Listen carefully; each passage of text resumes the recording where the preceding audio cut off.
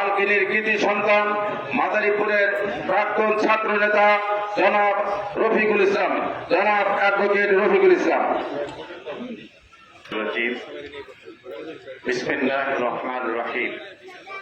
لا تقولوا ما لا تفعلون كبر مقتا عند الله أن تقولوا ما لا تفعلون إن الله يحب الذين يقاتلون في سبيله صفا كأنهم بنيان مرصوص।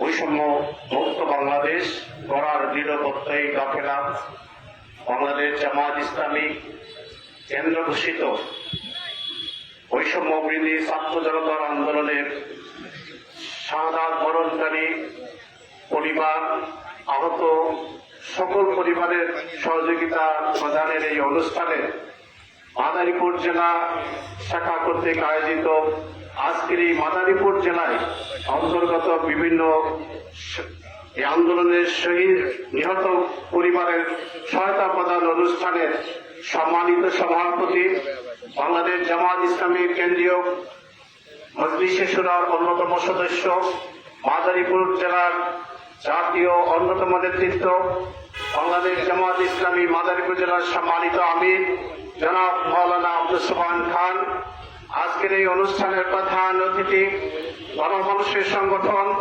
বাংলাদেশ জামায়াত ইসলামীর কেন্দ্রীয় নির্বাহী পরিষদ সদস্য, কেন্দ্রীয় অ্যাসিস্ট্যান্ট সেক্রেটারি জেনারেল, সাবেক জাতীয় সংসদ সদস্য জনাব এইচ.এম. হামিদুর রহমান আজাদ, উপস্থিত আছেন বাংলাদেশ জামায়াত ইসলামীর ফরিদপুর অঞ্চলের অন্যতম টিম সদস্য জনাব মাওলানা খলিল রহমান, উপস্থিত আছেন শহীদ পরিবারের সদস্যবৃন্দ, সম্মানিত সর্বস্তরের শ্রদ্ধাভাজন ব্যক্তিবর্গ, জাতির জাগ্রত বিবেক সাংবাদিক বৃন্দ, প্রাণপ্রিয় মাদারীপুরবাসী, আসসালামু আলাইকুম রহমতুল্লাহ।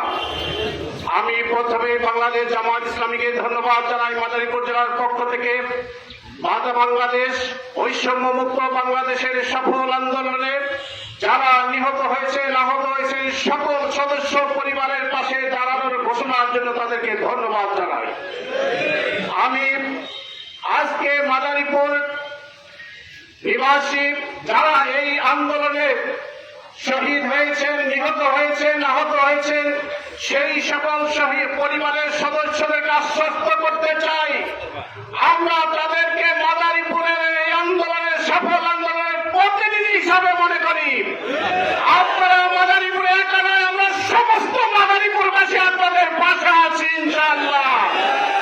সম্মানিত মাদারীপুরবাসী, আমরা এই সমস্ত পরিবারের সদস্যদেরকে শুধু আজকেই নয়, আমরা সমস্ত সময় তাদের সুখে দুঃখে সব সময় তাদের পাশে দাঁড়াবো, উপস্থাপন হবে ইনশাআল্লাহ।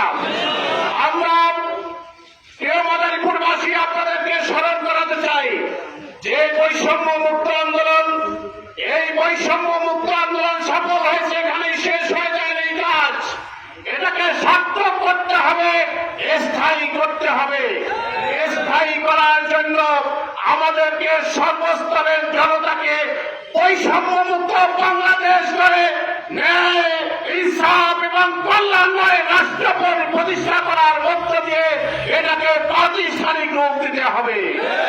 সম্মানিত উপস্থিতি, আপনাদেরকে স্মরণ করে আমার কথা শেষ করতে চাই এইভাবে।